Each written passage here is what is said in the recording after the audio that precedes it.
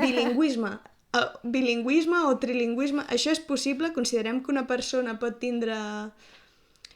o es pot considerar bilingüe. Jo, per exemple, sempre dic que no sóc bilingüe, tot i que parlo castellà, perquè dintre meu el català ocupa un espai molt més gros que el castellà, podríem dir. Sí que és veritat que parlo castellà amb molta fluïdesa, com la immensa majoria de catalanoparlants, però no ho sé, penso que la immensa majoria de pensaments meus, per exemple, estan formulats en català. Soc capaç de pensar en castellà, però, per exemple, la gran prova que diuen que és per identificar la teva llengua materna, si jo he de comptar allò, 1, 2, 3, 4, Fer 5... sumes.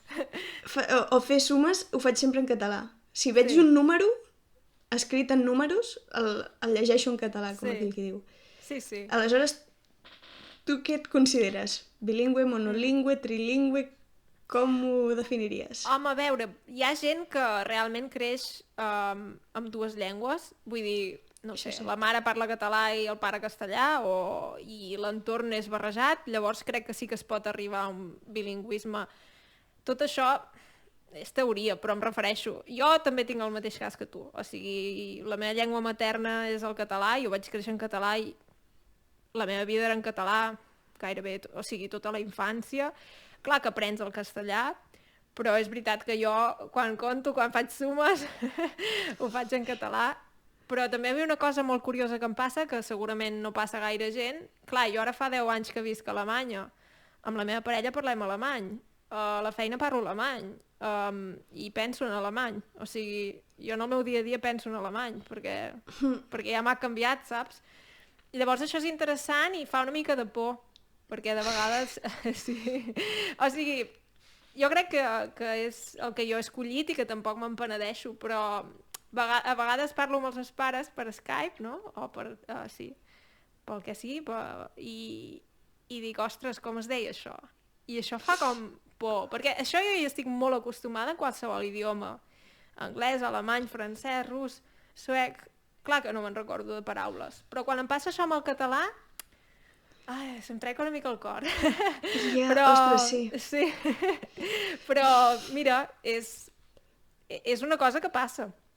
Sí, sí. Exacte. És que, de fet, almenys pel que a mi em van explicar, esclar, jo soc de lletres i quan m'expliquen coses de neurologia flipo, però ho acabo reduint a una explicació com a molt per unga-unga, perquè és la que necessito jo. I diuen que el vocabulari, sobretot, l'organitzem dintre del nostre cap com aquell qui diu per línies. I al fons de tot hi va quedant allò que no fem servir. O sigui, que fem servir menys. I aleshores, esclar, si tu t'estàs molt de temps sense fer servir unes paraules en català X, unes paraules en la llengua X, esclar, es queden al fons i les has de rescatar. Un cop les has trobat, ja tornen a ser dalt, en principi. És més o menys com funciona. Però, esclar, jo penso que t'has de consolar sempre pensant que al fons hi són. I que quan la trobis ja no serà aprendre-la de nou, perquè tu ja la tenies allí. O això és el que diu la teoria i crec que funciona bastant així. A mi m'ha passat això que dius d'oblidar-te, sobretot francès, italià, anglès. El castellà no s'oblida perquè hi segueixes convivint, però... I és això, al principi, quan arrenques et costa.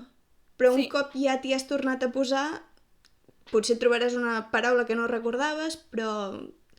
Exacte. Penso que totes les llengües es poden refrescar. Esclar, no hi tinc tanta experiència com tu, però si m'ho corrobores...